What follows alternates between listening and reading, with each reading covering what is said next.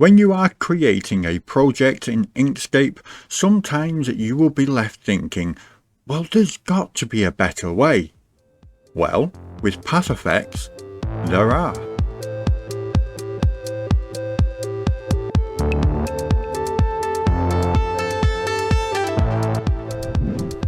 Hello again my friends, welcome back to another video. Rob here from Button Press Graphics, and today I'm going to be showing you the basics of the most frequently used path effects. So without further ado, let's begin. Now today I'm going to be showing you the 4 path effects that get used the most and the basic functionality for each of them. So we're going to start off with these 4 little pictures that you can see on screen. Now they just look like random shapes at the moment, but for each one I'm going to show you a different method and a different path effect that you can use for each. The first of the path effects that I want to use is one that you may have seen me using in a previous video. We're going to use this cloud as an example.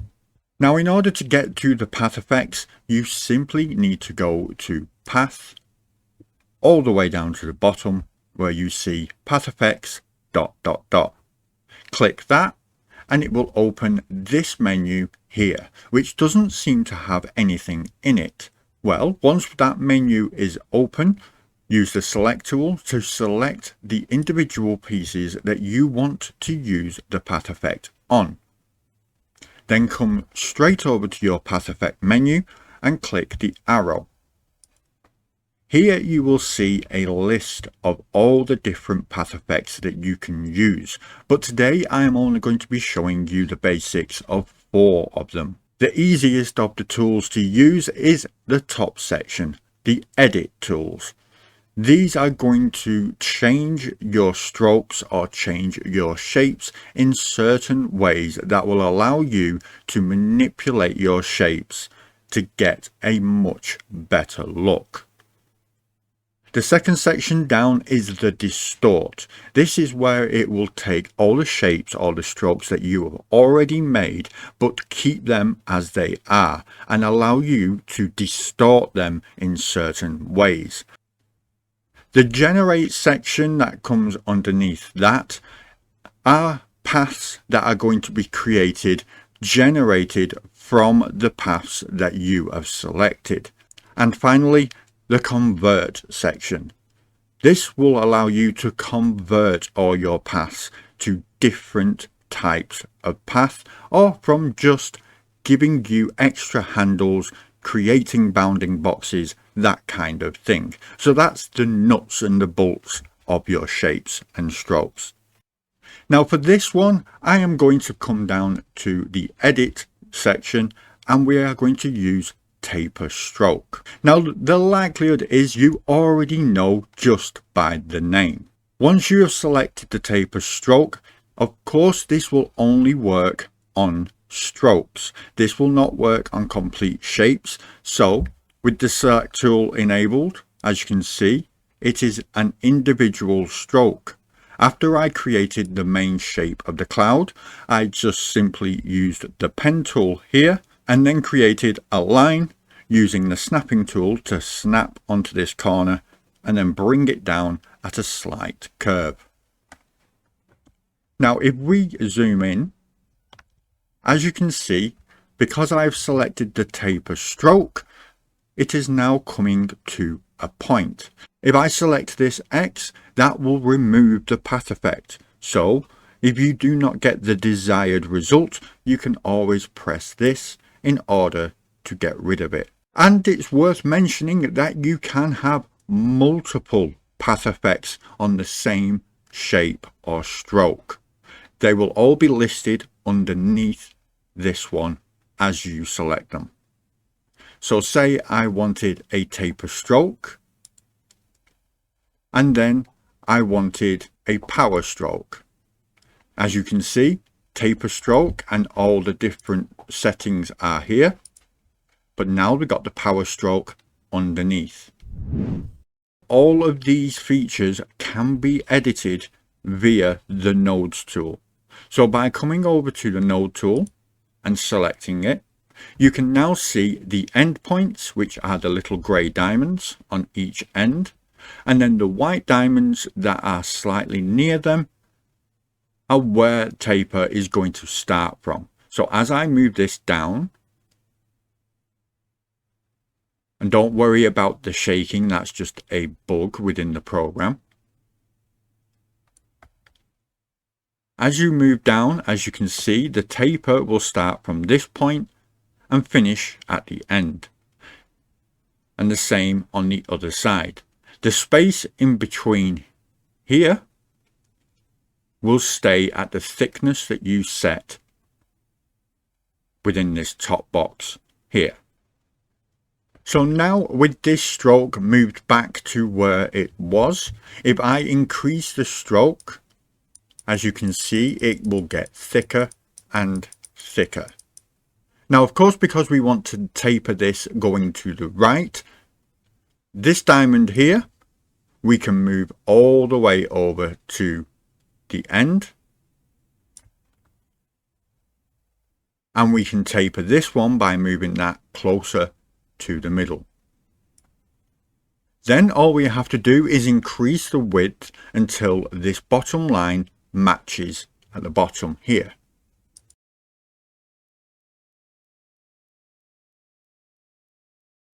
And then we can tweak the taper to however we want. And when we zoom out, you can see the effect that it gives. Now the same with every single path effect that you are going to use. You can simply come right up to the top to path and object to path.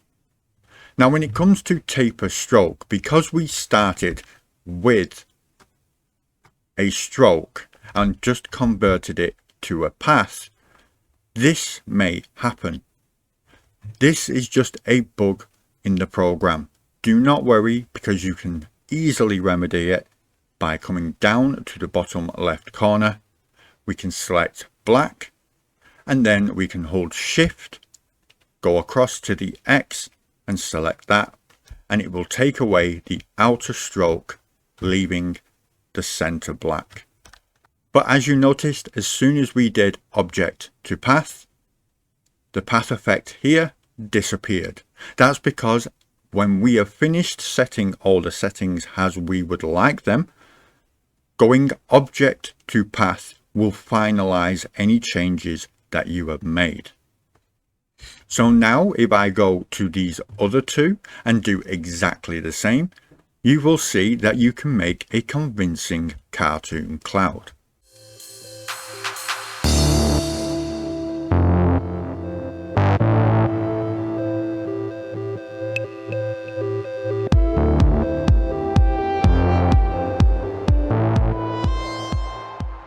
And as you can see, we now have a convincing cloud, and simply because we used the taper stroke on these extra bits here, we can select the main shape, make it a light shade of blue, and you could even add some shading to it if you liked. But as you can see, the end result is far better than you could get any other way.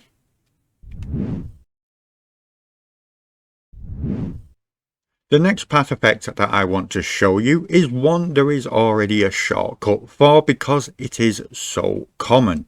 When you use the rectangle tool on the left hand side toolbar, it will allow you to draw a rectangle of any descript size or shape.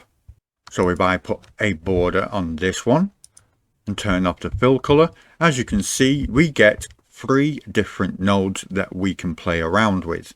We can handle this one and change the size from the top left corner, this one at the bottom right, and then we have our circle node here, which will curve all of the corners. But what you may not realize is on the top properties toolbar, there is also this button. This will always make any curved corners completely sharp again. But what if you only want to curve 1, 2 or 3 of the corners and not all 4? Well, there is a path effect for that exact reason. With it selected, if we come to Path, Object to Path, we can then use this rectangle. As you can see, it says rect there. That is the default name, followed by a number for whichever shape you have selected. We are going to go to the path effects, and this time we're going to come to the top left corner here and select corners. Now once you have selected your corners live path effect, you can go to your nodes tool and you will be presented with 8 nodes like this. You have the cornered nodes, which are the grey diamonds that you can see in each individual corner. And you will get 4 circle nodes that highlight green when you select them. With these 4 circle nodes, we can then move them left, right, up and down in order to curve each individual section to how we would like it, like so. So by curling 3 like this, you can get some interesting shapes. But say you want to curve 2 of the corners on one side and then leave the other 2 straight. Well, just like you can with any nodes using the node tool, you can click and drag and you will select 2 at once. And as you can see, you can now curve 1 complete side. So at the moment, by default, we are filleting the corners of the square or rectangle. So if you select this option here within the menu, you will get nothing that happens because that is the default. But if you inverse the same setting, you now get more of a frame for a picture. Alternatively, you can use chamfer, which will cut off the corners at a symmetrical angle to give you sharp corners. So that's pretty much how the Corners LPE will work. But again, to finalize it, go to Path, Object to Path.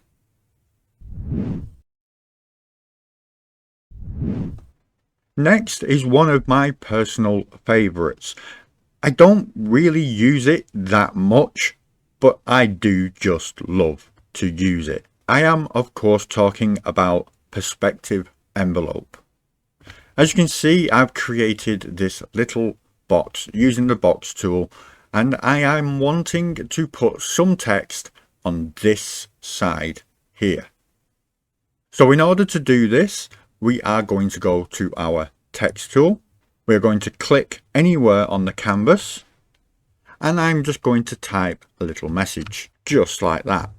Now we're going to go to our text editor, which can be opened up by going to the T icon on the top toolbar. And I'm going to use Russell 1 because it's nice, thick text. Now I do want the text to be a path, so I am going to convert this by going Object to Path. And then once I have, I'm going to ungroup. And as you can see, it's separated both of the words into their separate groups. So I'm going to select the bottom one. And I'm going to turn the snapping off because it is getting in my way. And then I'm going to get it roughly the same length and width. And bring them together and group them. And now, because this is a path, when we go to our path effects, we can open up the path effects menu, select perspective envelope, which is in the second section down.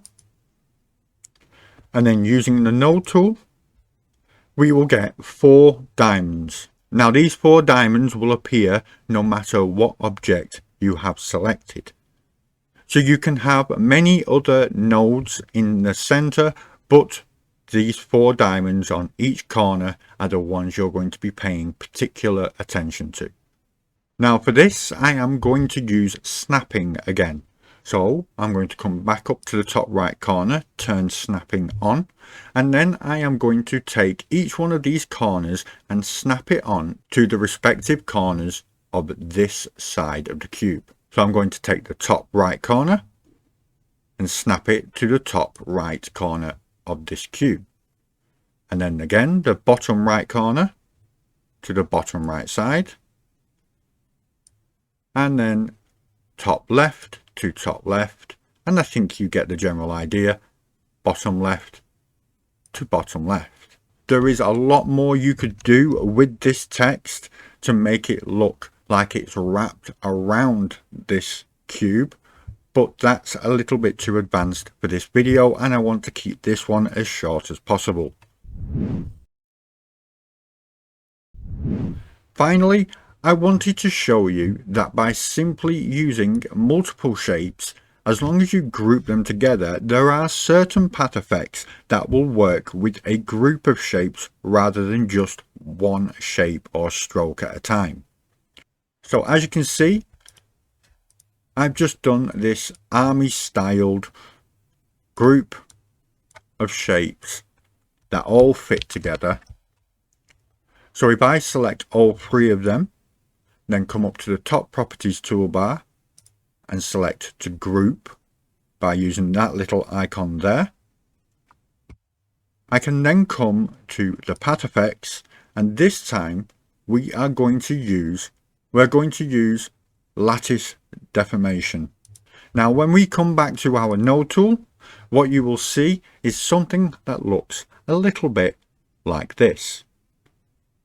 Each one of the diamonds that you can see is an individual node, and it will shape everything that is contained within each one of these cells. So as I move from this and go up, as you can see, it drags all the shapes up in that direction. So if I was to take the others and drag them up slightly, and then drag these down, it's going to keep deforming it until I get to a place that I want to get to, and the edges as well. Now you may be wondering, where would you ever use this one? Well, if you are trying to do a flag on fabric, for example, that has caught the breeze, it will allow you to create something completely original and flat, and then make that look like it's flowing in the breeze.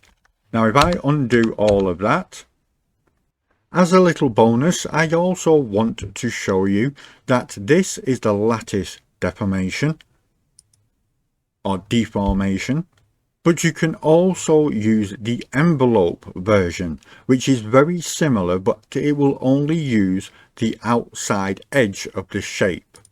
So again, come to your node tool, and by selecting the top bend path, the right bend path, bottom or left, you will get the 2 nodes for each of the corners. So I selected the top bend path, and of course it will come up with this top path here. Now using these nodes, you can manipulate it, but it will always manipulate upwards towards the top end. As you can see, it will use a straight line between the 2 nodes that you are moving at all times.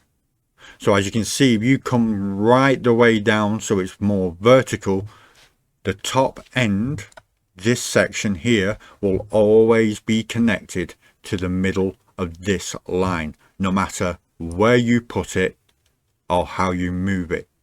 So depending on the project you are working on, that is a way that you can also deform anything that you want.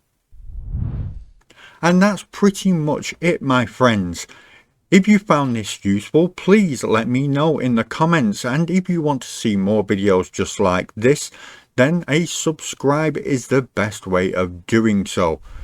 Alternatively, if you don't want to go to all this trouble of making things yourself and you want someone to do it for you, Button Press Graphics is here for you. Simply get in touch and I will personally make something that fits the image in your head. You are just a button press away from a new look. Thank you so much for watching, my friends. I really do appreciate it.